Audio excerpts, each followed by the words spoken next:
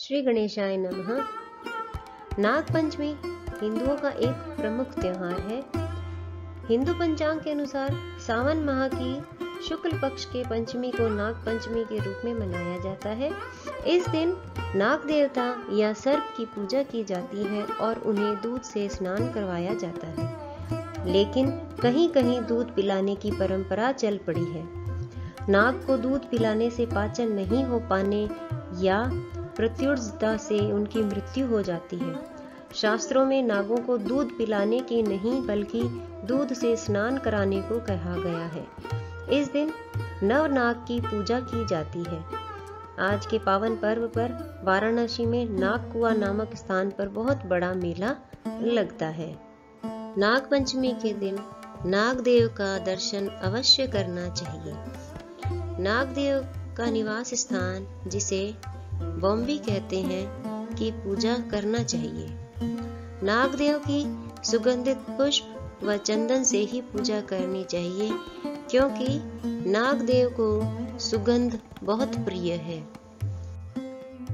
सांपों को उनके जहरीले स्वभाव के कारण सबसे शक्तिशाली प्राणियों में से एक माना जाता है और उन्हें देवता के रूप में भी पूजा जाता है। यह त्योहार मुख्य रूप से नागा जनजाति द्वारा मनाया जाता है। हिंदू पौराणिक कथाओं के अनुसार सांप पाताल लोक में रहते हैं। हिंदू धर्म ग्रंथों में देखा जाता है कि नाग हिंदू धर्म में एक विशेष स्थान रखते हैं। यह भी माना जाता है कि जो इस दिन नागों की पूजा करते हैं उसे सर्प भय और काल सर्प दोष से मुक्ति मिल जाती है। वासुकी नागों का राजा, जो भगवान शिव के गले में लिपटा हुआ है, देवी मनसा वासुकी की बहन और भगवान शिव की बेटी मानी जाती है, जिनकी बड़ी संख्या में भक्त पूजा करते हैं। कुल 12 प्रसिद्ध नाग हैं और हिंदू धर्म में इनकी पूजा की जाती है। आइए 12 नागों के नाम भी हम जान लेते हैं। शेषनाग, विषधर, वासुकी, शंखपाल, तक्षक, महापद्म, पद्म, कर्कोटक, कुलिक, अनंत, शंखचूड़ तथा घातक। नाग पंचमी की कथा। किसी गांव में एक साहूकार रहता था। उसके 7 बेटे और 7 बहुएं थी। 7 बहुएं जोहड़ से मिट्टी लेने गई। मिट्टी में से एक सांप निकल आया। सारी देवरानी जेठानी सांप को मारने दौड़ी तो छोटी बहू ने सांप को नहीं मारने दिया। उसने सांप को अपना मुंह बोला भाई बना लिया और सारी जेठानी बोली, कल इसकी छलनी लेने की बारी है, वहां पर सांप निकलेगा और इसे डस लेगा। जब वह दूसरे दिन छलनी लेने गई तो वहां पर सांप बैठा था। उसने जोर से फुफकार मारी। वह बोली, भैया जी राम राम। सांप बोला, तूने मेरे को भाई बोल दिया, नहीं तो मैं तेरे को खा जाता। वह बोली कि तुम तो मेरे धर्म के भाई हो और मैं तुम्हारी धर्म की बहन, इसलिए तुम मेरे को कैसे खा जाते। जब वह अपने घर गई तो उसे देखकर उसकी जेठानियां बोली कि इसे तो सांप देवता ने नहीं खाया। वहां से बचकर आ गई। थोड़ी देर सांप धर्म का भाई बनकर इसको लेने आया और बोला कि मेरी बहन को भेज दो।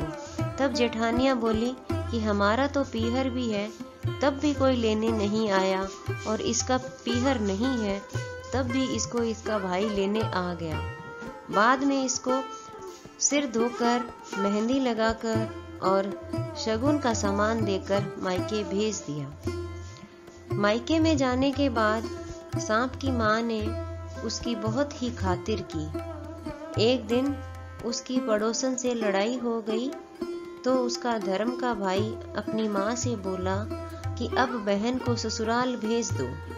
फिर उसे बहुत सारा धन दौलत देकर ससुराल भेज दिया। उसके ससुराल में इतना सारा सामान और धन दौलत देखकर ताई चाची बोली कि बहू, तेरा भाई तो तुझे बड़े ही लाड प्यार से रखता है और तुझे 6 कोठे की चाबी भी दे दी, लेकिन 7वें कोठे की नहीं दी। यह सुनकर उसके मन में भी यह बात आई कि मेरे भाई ने मुझे 7वें कोठे की चाबी क्यों नहीं दी। जाकर उसने अपने भाई से प्रश्न किया तो इस पर उसके भाई ने उत्तर दिया कि 7वें कोठे की चाबी लेगी तो बहुत पछताएगी।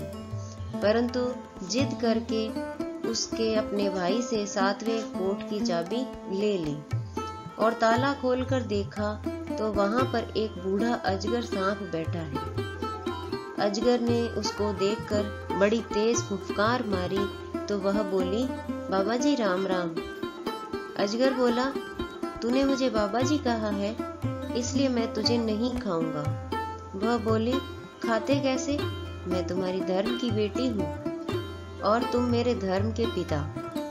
बाद में बहुत सारा धन दौलत लेकर अपने ससुराल आ गई। इतना सारा सामान देखकर उसकी सारी जेठानियां देखती रह गई और बोली कि हमारा तो पीहर है तब भी हमें कोई लेने नहीं आया, और इसका तो पीहर नहीं था तब भी इसका सब कोई है, और इसको इसके पीहर से इतना सारा धन मिला है। दूसरे दिन उसके बच्चों से अनाज की बोरी गिर गई। इस पर उसकी जेठानी ने बच्चों को बहुत ही भला बुरा कहा और बोली, नाना मामे यदि सुन रहे हैं तो उनसे सोने चांदी की बोरी मंगवाओ।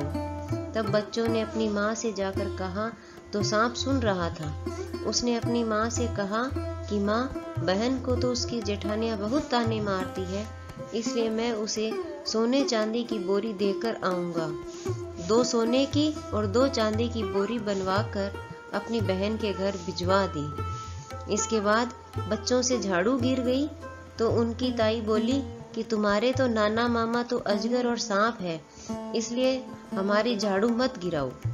उनकी यह बातें सांप सुन रहा था। उसने फिर से अपनी माँ से जाकर कहा कि माँ, बहन को तो बहुत ही ताने सुनने को मिल रहे हैं, इसलिए मैं सोने चांदी की झाड़ू बनवा कर बहन को दे आऊंगा।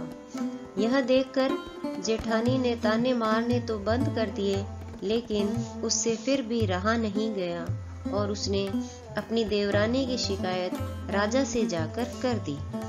वह बोली, महाराज, मेरी देवरानी के पास बहुत ही सुंदर 9 लखा हार है जो कि उसके गले में शोभा नहीं देता। वह तो केवल महारानी के गले में शोभा देगा। राजा ने साहूकार के बेटे की बहू को महल में बुलवाया और हार देने की बात कही। साहूकार के बेटे की बहू ने हार दे दिया, लेकिन मन ही मन सोच रही थी कि मैं पहनूं तो हार रहे, महारानी पहने तो सांप बन जाए, और ऐसा ही हुआ। रानी के गले में डालते ही हार सांप बन गया। रानी चिल्लाई और बोली कि उस साहूकार के बेटे की बहू को बुलाओ और उससे पूछो कि वह कौन सा जादू करके गई है। साहूकार के बेटे की बहू से जब पूछा गया तब उसने उत्तर दिया कि मेरा पीहर नहीं था तो मैंने सांप को भाई बनाया था। उन सांप देवता ने ही मुझे यह हार दिया था। राजा ने यह बात सुनकर हार वापस दे दिया और साथ में एक हार और दे दिया। यह देखकर देवरानी जेठानी ने सोचा कि यह तो राजा रानी से भी नहीं डरी, और उन्होंने उसके पति के कान भर दिए और कहा कि इससे पूछो कि इतना सारा धन यह कहाँ से लाती है। उसने अपने पति को सारी बात कह डाली और कहा, यह धन तो मुझे सर्प देवता ने दिया है। उसके पति ने सारे गांव में ढिंडोरा पिटवा दिया कि हर कोई नाग पंचमी को ठंडी रोटी खाए और बायना निकाले। इस कहानी को जो भी कोई सुनता, पढ़ता और सुनाता है, उसकी नाग देवता सब मनोकामनाएं पूर्ण करते हैं। आइए अब हम नाग पंचमी बनाने के पीछे जो पौराणिक कथाएं प्रचलित है उनके बारे में भी जान लेते हैं। इनमें से 3 कथाएं खास है, जिसमें पहली कथा इस प्रकार है। भविष्य पुराण के अनुसार समुद्र मंथन के दौरान नागों ने अपनी माता की बात नहीं मानी थी। जिसके चलते उन्हें श्राप मिला था। नागों को कहा गया था कि वो जन्मेजय के यज्ञ में जलकर भस्म हो जाएंगे। घबराए हुए नाग ब्रह्मा जी की शरण में पहुंच गए और उनसे मदद मांगने लगे। तब ब्रह्मा जी ने कहा कि नागवंश में महात्मा जरत्कारु के पुत्र आस्तिक सभी नागों की रक्षा करेंगे। ब्रह्मा जी ने यह उपाय पंचमी तिथि को ही बताया था। वहीं आस्तिक मुनि ने श्रावण मास की पंचमी तिथि को नागों के ऊपर दूध डालकर उन्हें यज्ञ में जलने से बचाया था। तब से लेकर आज तक नाग पंचमी का यह त्योहार मनाया जाता है। इसीलिए नाग पंचमी के दिन नागों को दूध पिलाने की बजाय दूध से उन्हें स्नान करवाया जाता है। दूसरी कथा। एक अन्य मान्यता के अनुसार जब समुद्र मंथन हुआ था तब किसी को रस्सी नहीं मिल रही थी। इस समय वासुकी नाग को रस्सी की तरह इस्तेमाल किया गया था। जहां देवताओं ने वासुकी नाग की पूंछ पकड़ी थी, वहीं दानवों ने उनका मुंह पकड़ा था। मंथन में पहले विष निकला था, जिसे शिव भगवान ने अपने कंठ में धारण किया था और समस्त लोकों की रक्षा की थी। वहीं मंथन से जब अमृत निकला तो देवताओं ने इसे पीकर अमृतत्व को प्राप्त किया। इसके बाद से ही इस तिथि को नाग पंचमी के पर्व के तौर पर मनाया जाता है।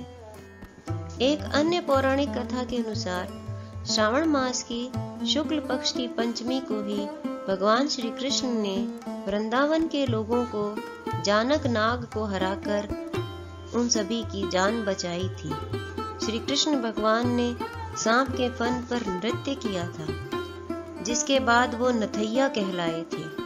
तब से ही नागों की पूजा की परंपरा चली आ रही है।